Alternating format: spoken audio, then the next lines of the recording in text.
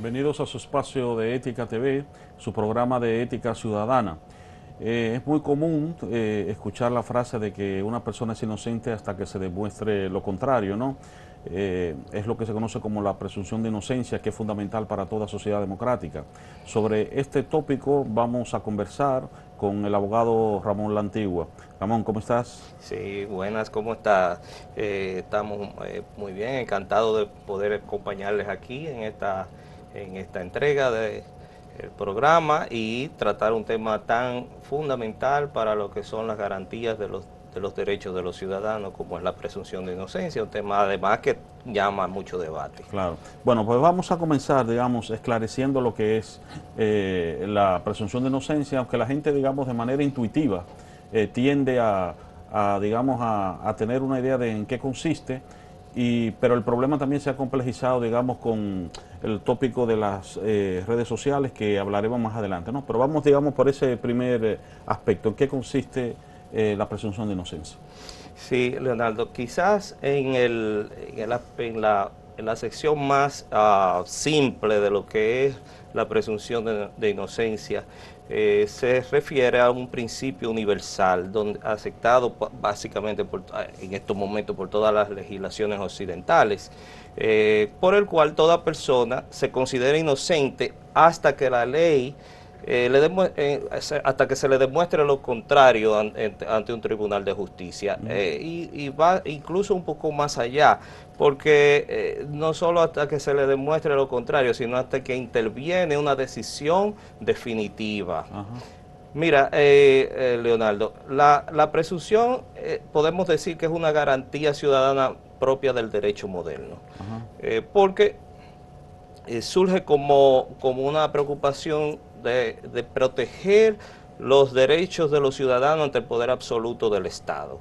Y tú sabes que eso ya es una manifestación moderna del derecho, que nos retrotraemos básicamente a lo que es la Revolución Francesa, ¿verdad? Y la Declaración Universal de los Derechos del Hombre y del Ciudadano, que es el primer texto donde aparece escrito la presunción de inocencia.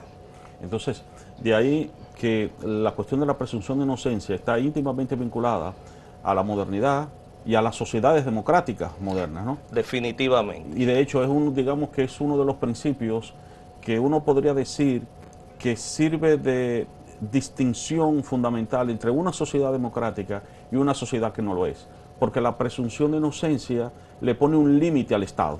Asimismo es, junto con otros principios que tienen que ver con la protección del ciudadano, y que se encuentran básicamente en categoría constitucional, y que no vale, no lo vamos a abordar ahora, ¿verdad? Porque necesitaríamos varios programas para hacerlo, pero ciertamente la presunción de inocencia se encuentra dentro de esos, y podríamos decir que en la República Dominicana el capítulo 2 sobre las garantías de los derechos fundamentales, específicamente en el artículo 69, que trata sobre la tutela judicial efectiva y el debido proceso, en su numeral tercero dispone que la garantía que tenemos los dominicanos, que se presuma nuestra inocencia y que se nos trate como tales, como inocentes, mientras dure el proceso, ¿verdad?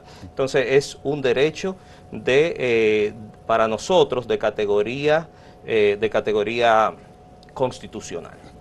Hay un aspecto que yo quiero, digamos, relacionar, y es lo de la presunción de inocencia, con el aspecto del derecho que tiene todo ciudadano, ¿verdad?, a que se le considere inocente, y la cuestión de la dignidad de la persona, ¿no?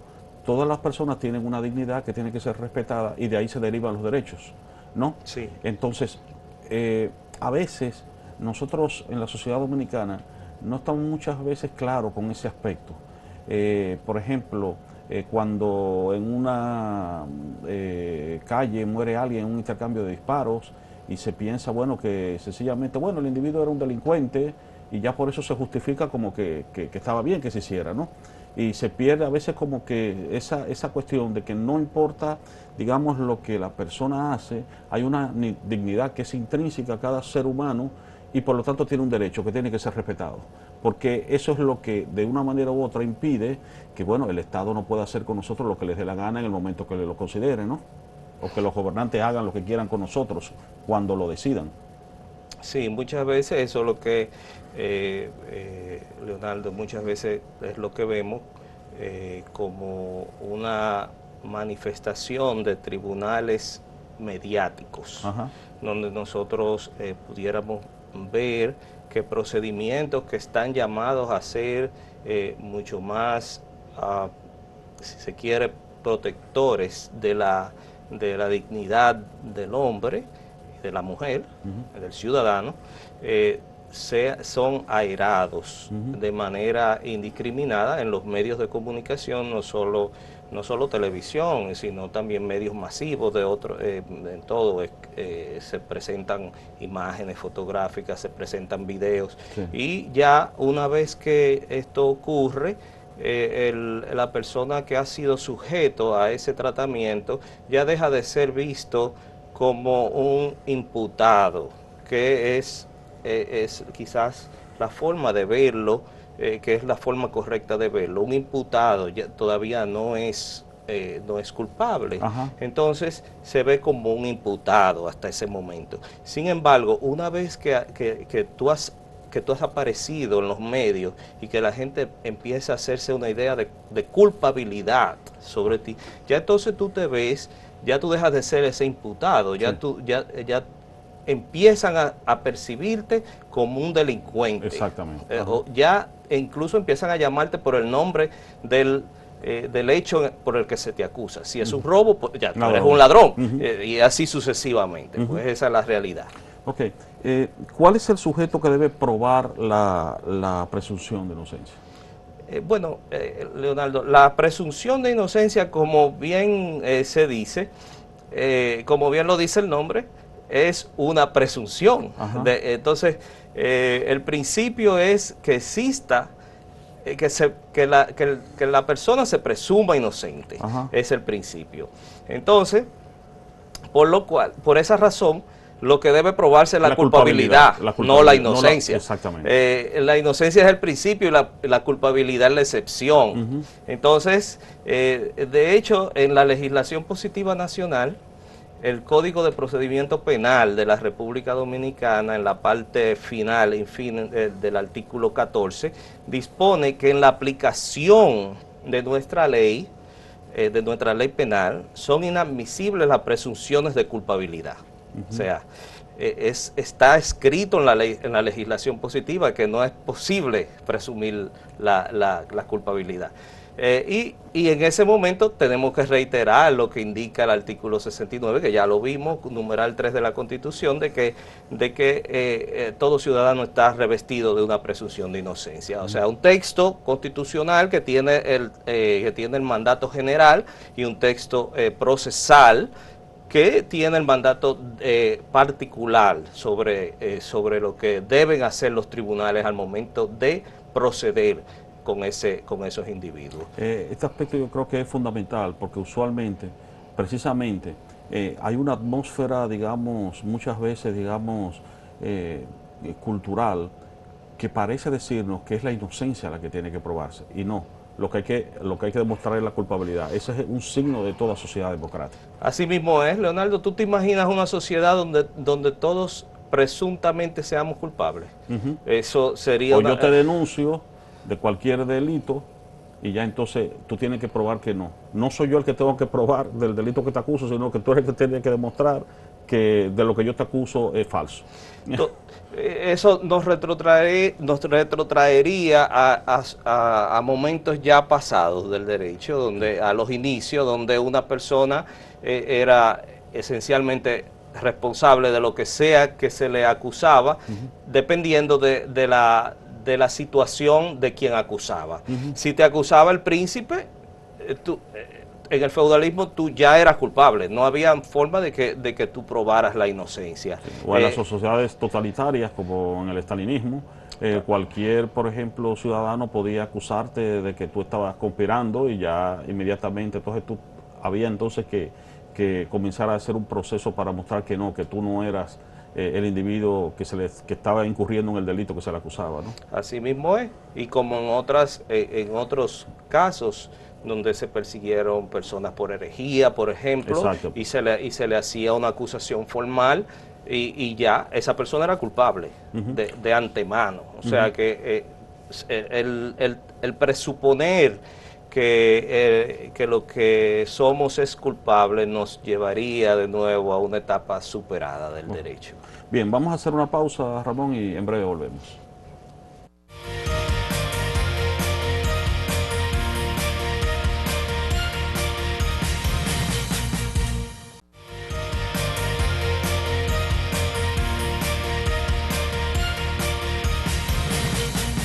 Continuamos en su espacio de Ética TV, su programa de Ética Ciudadana, hablando sobre el tópico de la presunción de inocencia en las sociedades democráticas con el abogado Ramón La Antigua. Ramón, vamos a hablar entonces de los medios de prueba, ¿no?, que son tan fundamentales, ¿no?, dentro del marco, digamos, de una sociedad democrática. Sí, Leonardo, efectivamente, ya nos habíamos quedado conversando sobre los procedimientos, ¿verdad? Y la legislación procesal. No vamos a dar una cátedra sobre derecho procesal, pero sí deberíamos decir que en un proceso cualquiera debemos partir de que se presuma la inocencia, ¿verdad? Como ya venimos diciendo. Entonces, a partir de ahí, ¿cómo se motoriza una acción penal? Bueno, puede ser motorizada por el Estado a través del Ministerio Público cuando de oficio inicia una persecución, y entonces en ese caso ha sido iniciada por el Ministerio Público, o puede ser iniciada por particulares a través de una denuncia o una querella. Esto cambia porque las denuncias son innominadas y la querella es cuando se sabe quién es la persona, tú tienes noción de quién es la persona y tú vas y cuando te querellas indicas con el nombre quién pudiera ser. Entonces, partiendo de eso, entonces en ese momento correspondería a la víctima de cualquier infracción acudir a ese Ministerio Público y entonces el Ministerio Público inicia un proceso de recolección de los elementos de convicción. Entonces, ¿Qué significa eso, elementos de convicción? Las pruebas, todas las pruebas que se van a hacer levantamientos dependiendo de la infracción que sea, huellas dactilares, experticios de técnicos, lo que corresponda para probar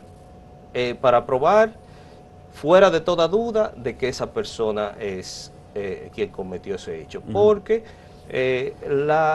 aquí hay unos principios que se vinculan al principio de la presunción de inocencia, que es, por ejemplo, como el derecho a la libertad, ¿verdad? Y en ese momento nosotros entendemos que tenemos que entender que nuestra legislación prevé que la libertad es el principio y la excepción es también el estar apresado. Entonces, hay una serie de cosas que hay una serie de procedimientos que tienen que presentarse entonces la persona, tiene que presentarse el querellamiento del Ministerio Público en un plazo determinado, que esas son las cosas que usualmente vemos cuando se empieza un proceso penal, que el Ministerio Público tiene que depositar en un tiempo determinado, y entonces esas son las cosas que se van en un momento a enviar a un juez para que... Esa no es la fase todavía de juicio, eso es una fase preliminar, ¿no? Sí, claro. De tal manera entonces que inclusive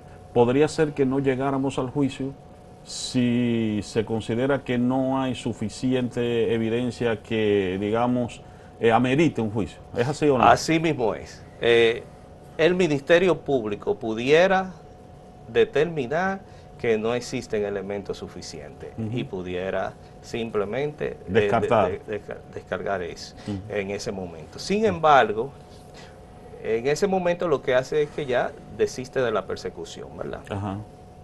Sin embargo, es muy difícil que eso suceda cuando existe presión. Y es quizás un tema que vamos a ir desarrollando en el curso de la conversación, pero sí es parte de por lo cual es importante siempre partir del hecho de la presunción de inocencia. Lo que tú quieres decir es, por ejemplo, en un escenario donde hay, digamos, un escándalo, digamos, por ejemplo, clásico de corrupción estatal, ¿no? Y digamos, hay una presión social, inclusive una presión mediática a través de los medios de comunicación que de una manera u otra empuja, inclusive a que ese individuo se le tilde a priori de que sí, de que realmente es culpable, pues es muy cuesta arriba, digamos, que no se lleve a juicio la fase preliminar. O que se lleve. Ajá. También, porque puede ser que la presión sea de que el Ministerio Público se sienta presionado de que tiene que presentar un querellamiento, que tiene que presentar una acusación, o de lo contrario se le juzga como una persona que recibió soborno. Sí, sí, sí. Entonces el Ministerio Público en ese caso lo que va a hacer es que va a ser muy cuidadoso, ajá, al momento de indicar que esa persecución no procede. Ajá. Entonces, ahí importante es señalar que, Leonardo, el principio siempre es la libertad y las garantías a favor de los ciudadanos. Y esto opera a favor de todos, o sea, a favor de ti, a favor mío. Y incluso tenemos un principio jurídico que indica que la duda favorecerá siempre al reo o al perseguido. O sea, ante la duda debe beneficiar de ti. Este es un principio antiguo, o sea, indubio pro reo. O sea, es preferible, digamos, un culpable en la calle con un inocente en la cárcel. Es así. Siempre esa ha sido la premisa.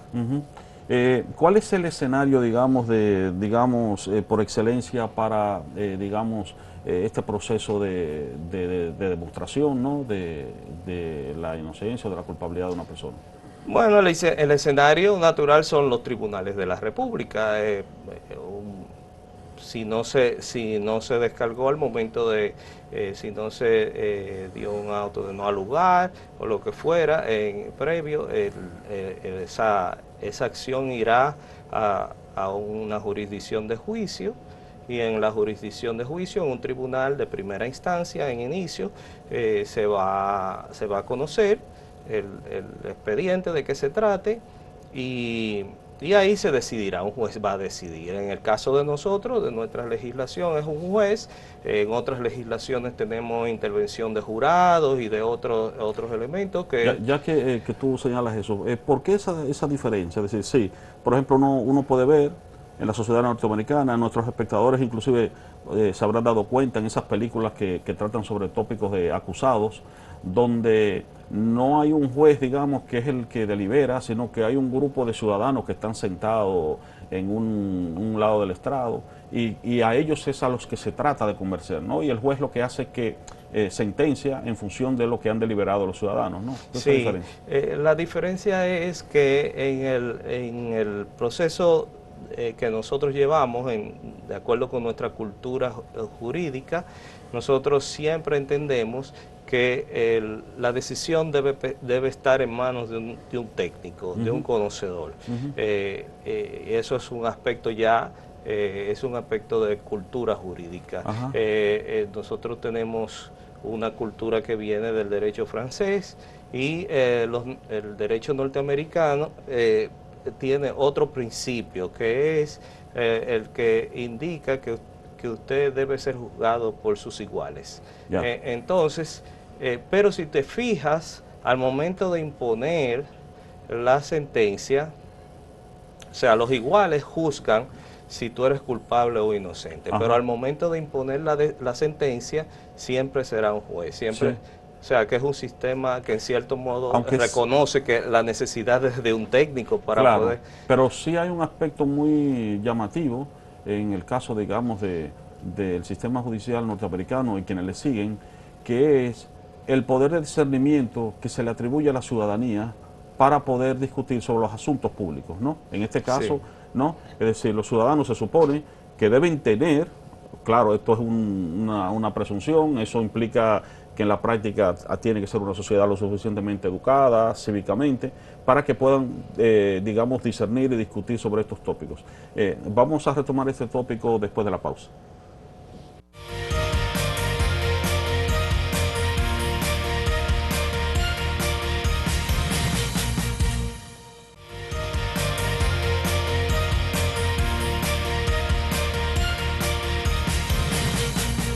Continuamos en su espacio de Ética TV abordando el tópico de la presunción de inocencia en las sociedades democráticas modernas con el abogado Ramón Lantigua. Bueno, Ramón, decíamos en el segmento anterior que, bueno, en el sistema judicial norteamericano está ese hecho de que el ciudadano común pues se le presupone suficiente madurez para poder deliberar sobre asuntos públicos, como este que estamos hablando, ¿no? De si un ciudadano realmente es culpable o no de aquello que se le acusa, ¿no? A diferencia de, por ejemplo, en el sistema francés, donde esa decisión se deja en manos del experto, ¿no? De un experto, así mismo es. Esa es la diferencia fundamental. Después hay otros aspectos más profundos del derecho que son diferencias del derecho francés y del common law, que es el sistema que rige en los Estados Unidos. Okay. Hay otro tópico que no quisiera que dejáramos fuera en esta conversación, y es el hecho de cómo los prejuicios pueden condicionar lo que son, digamos, estas deliberaciones, ¿no? Por ejemplo, estamos poniendo el caso de la sociedad norteamericana, donde ha existido tradicionalmente un racismo estructural, ¿no? Por ejemplo, ¿no? Hay inclusive análisis que indican inclusive que una persona negra se le pone una pena mayor por el mismo delito que ha cometido, por ejemplo, una persona blanca, ¿no? Y muchas veces se ha analizado, se ha discutido el hecho de cómo inclusive la policía, el sistema policial y hasta el sistema jurídico tienen hasta unos ciertos fenotipos de lo que ellos entienden que son personas que tienen un perfil de delincuente con respecto a otros que no lo tienen. Entonces me gustaría que habláramos sobre este aspecto, ¿no? Sí, sí, Leonardo. Muy interesante, porque ese es uno de los aspectos más complicados de establecer estos principios, de poner en ejecución estos principios que son beneficiosos para todos. En la sociedad norteamericana incluso hay los afroamericanos tienden a decir que tienen un guilty face, que es lo que se denomina un rostro de culpable. Que yo ando a la calle con un rostro de culpable. Ajá, ajá. Entonces, pero incluso desde el punto de vista estructural, y se ha ido hablando, se ha criticado la presunción de inocencia, porque, por ejemplo, el positivismo criminológico ha considerado que el principio de presunción de inocencia constituye una protección excesiva del imputado en desmedro de la víctima. Ajá. O sea, teóricamente el positivismo ha indicado eso, que existe una protección excesiva. Entonces, pero a final de cuentas, desde mi humilde punto de vista, ¿verdad? Nosotros entendemos que a final de cuentas es un principio que está diseñado para protegernos a todos. Entonces, a final de cuentas todos podemos ser víctimas. Exacto. Entonces, esa es la función. Hay otras críticas que resultan quizás un poco más plausibles que la del positivismo, siempre que van a referir a casos concretos donde sí pudiéramos ver un desbalance y que pudiera ser cuando en materia, por ejemplo, de violencia doméstica, que existe, por ejemplo, un desbalance de la víctima que puede estar en una situación psicológica de subyugación con una persona que en un momento es considerado presuntamente inocente y que después pudiera volver a agredir entonces a la víctima. Exacto, entonces hay que tratar de proteger a la víctima. Entonces también pudiera ser cuando una persona tiene una cantidad desmedida de dinero y que puede utilizar mejores recursos para defenderse en un tribunal. Puede contratar mejores abogados, claro, y demás. Entonces esas son otras características que pueden darse. Ok. Finalmente hay otro punto que quiero que tratemos. Vivimos en la época de las redes sociales y las redes sociales se han convertido en tribunales, ¿no? Que linchan. Es muy fácil tú desde el anonimato o desde cualquier dispositivo tú comenzar a juzgar a cualquier persona en función de una acusación que has visto, ¿no? Entonces, lo preocupante aquí muchas veces, y lo vemos con lo de la cultura de la cancelación, es como, por ejemplo, tenemos actores, artistas, figuras públicas, que inclusive son juzgadas ya previamente sin haber pasado por un juicio, y esos individuos terminan perdiendo contratos, terminan convirtiéndose en parias sociales, porque la presión, digamos, digital es tan grande que, bueno, pues esos individuos se convierten ya en culpables sin haber pasado por un tribunal que pruebe que son culpables, ¿no? Sí, sí, Leonardo, muy preocupante, porque como tú bien indicas, pero no solo las redes sociales, ahora tenemos el problema de las redes sociales que te ponen tu rostro y ponen en todas partes con mucha facilidad y rápido. Ajá. Pero también sucede con otros medios de masivos, o sea, medios de comunicación masivos donde llegan a tu intimidad incluso, Ajá. donde Ajá. en el momento, lo hemos visto más de una vez, donde en el momento en que se está haciendo un operativo, se introducen con cámaras en tu casa. Ajá. y a tu intimidad van y sacan tomas que se supone que son de la intimidad propia del hogar y no deberían estar siendo mostradas. Entonces hay que tener mucho cuidado con eso, porque como decíamos anteriormente, la consecuencia inmediata de esto pudiera ser que que se erige un tribunal de la sociedad, un tribunal previo que va a ejercer una presión hacia un lado o hacia otro. Y que sobre todo actúa no de manera deliberativa, sino meramente emocional. Emocional, completamente emocional. Alimentado por emociones. Exactamente. Emociones de grupo, tú sabes cómo incluso a través de los medios se puede manejar para introducir una idea, y entonces un grupo como ganado vacuno lo sigue y se expande como el fuego. Bueno, Ramón, se nos ha acabado el tiempo. Muchas gracias por haberme acompañado en esta conversación y a ustedes gracias por seguirnos en De Ética TV. Hasta la próxima.